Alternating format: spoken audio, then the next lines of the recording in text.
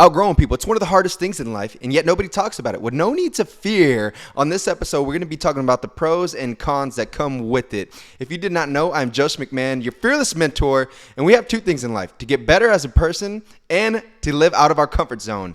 Okay, I guess we could jump in this episode.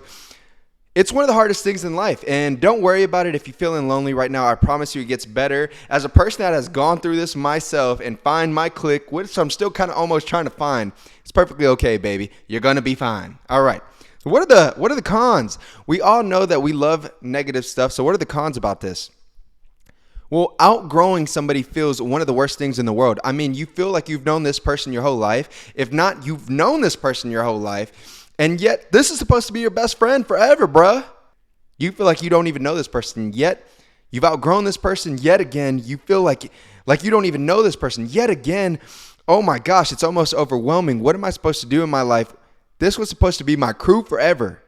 No, bro, that was just your crew in middle school or elementary school or maybe even high school or college. It's perfectly fine to feel like you've outgrown these people, and now you feel alone. Well, one of the things that people don't talk about is that forcing these conversations to feel like we're friends again almost does the memories and all the other things less valuable, because now you're not leaving on a good note of, man, at the end we were kind of outgrowing each other, but I'm still going to write this out to the end. And whenever I was working for this company, I was working construction, and I freaking hated it. Not only that, I had a better opportunity lined up. I was like, I can't take this, because I felt so close to the person that ran the company. And this individual was like 20 years older than me at the time. At this time, I'm like 21. And he goes, he grabs me on the shoulder. He's like, Joseph, you're a great person, but you got to remember this. This person's not going to provide for your family, your friends. You might not ever get these opportunities again. You don't owe nobody anything in this world. You don't owe anybody anything in this life, especially your boss. You don't have to tell them what you think that you're going to do so they can replace you, because he might just even replace you today and say, pack up your stuff and leave. And whenever he told me, you don't owe anybody S in this world, it almost opened my eyes, because the loyalty of you having this friendship, it's supposed to mean something. And you had so many memories with this individual where you're like, bro, I can't just leave. But whenever you're there, you feel like you're not supposed to be there anymore. It's time to move on. It's time to go to the next chapter in your life. You can't keep writing the same chapter and write the whole book. You got to go to the next chapter. If that chapter is finished, let's go ahead and let's turn the page. It's going to be uncomfortable. It's going to feel overwhelming. It's going to feel like you betrayed somebody. It's going to feel all these things. And maybe not even that. You might not, if you're not even feeling that, then you also feel the exact opposite, to where you feel like it's almost one-sided. It feels like you keep growing as an individual. It feels like you keep getting better. It feels like you keep texting this person, and yet they only text you back whenever it's convenient for them and whenever they need something. Yo, they need a ride. Yo, they need money. Yo, they need all these things. You're there to congratulate them whenever they made an accomplishment, but yet they're not willing to do the same for you? How does this, tell me when this makes sense? When did this one-sided thing become cool to have, bro? I'm good with all that. You should be good with it too. That's the reason why you're probably here, because you've outgrown these individuals. And the third thing about this is that if you are a product of your environment and you've outgrown your environment, you've outgrown what you used to do, and they are still doing this all the time, what are you thinking the outcome is going to be? Please let me know. Please tell me if you keep chilling with these people. Let's just say that you were a big smoker, and all you do around these people is listen to music and just smoke as much as you possibly can. But yet now your job is at risk because now you've climbed up the corporate ladder, or now your health feels so much worse because you're getting ready maybe for a 5K, and now it's affected your lungs. And I know you're like, no, you're just being a little B. I can run. I get that. I'm just using this as an example. But bro, sometimes it doesn't feel the same to just jam out to some music and smoke weed if you're doing that every freaking day again. And it's just not going to hit the same maybe as much as it did in middle school or high school. And I'm just using that as an example. But what is it for you that looks like? Is it drinking? Is it smoking? Is it partying? Is it wilding out? Is it going to the strip club? And maybe it's not even these crazy things. Maybe it's just that the people that you're around were just extremely toxic, bro, and it just felt one-sided, and they're not there for you whenever you're moving, out to a different apartment, and you're always the first one to be like, I will do this for this person, or I will take off my shirt so this person has a shirt, and whatever it may be. And it doesn't feel like that. I'm always paying for this person whenever we go out to eat. It's on me. It's on my treat. And now they're almost using you. And if they're using you, bro, it's time to freaking go to the next chapter. The next thing, number 4, is that this is going to be a lonely road.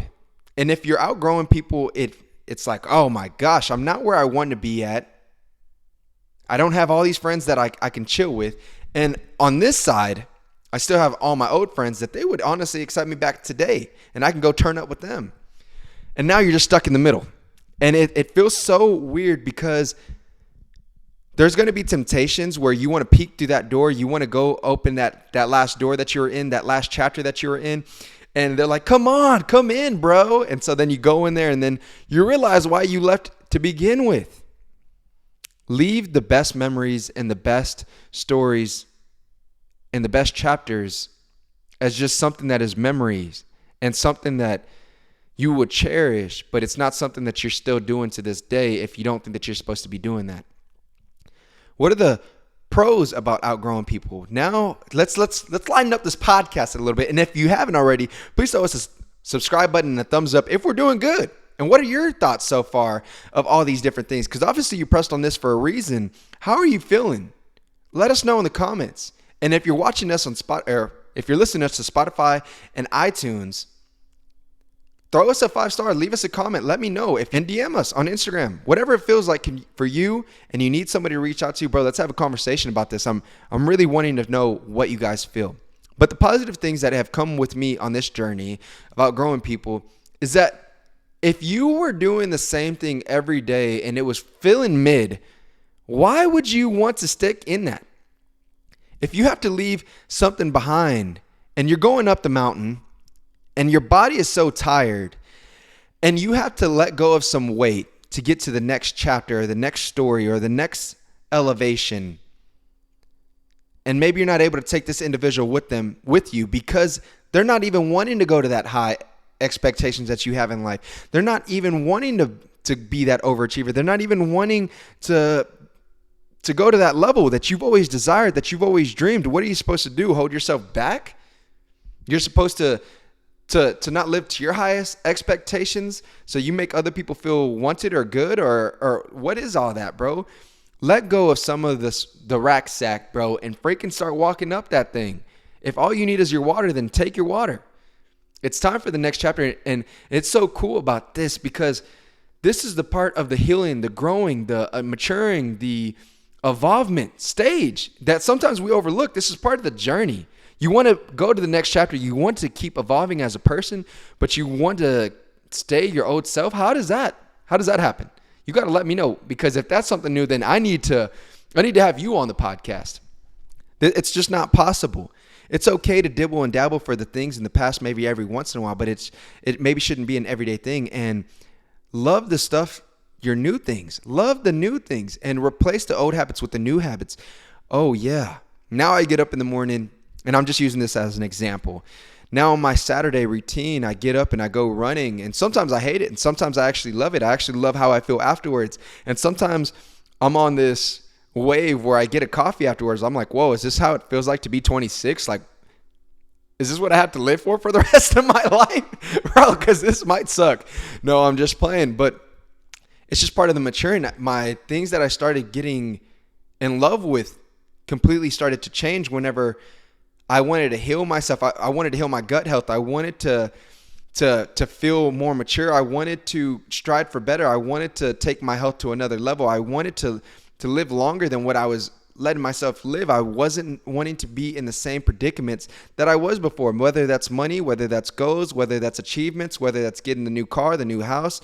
And maybe it's not even materialistic things, but maybe it's, strengthening my mind to make myself a better person, to self-love, to self-heal, to be on the new journey and the new wave. What does it look like for you? Because obviously and you're ready to it. And if you made it to this part, dude, congrats to that, because a lot of us don't make it to this point. I know for me, it took me like 5-6 years. I was in a bubble where I was going to college. I was going to community college because I wasn't giving it my all, because I knew that's what I didn't want to do. I wasn't giving my all on making money because I was still going to college. So I wasn't able to do, a 50-hour job week where I was making, $75K a year, or I was dabbling in so many different places, making myself so thin that I was like, I got to go all into this self journey.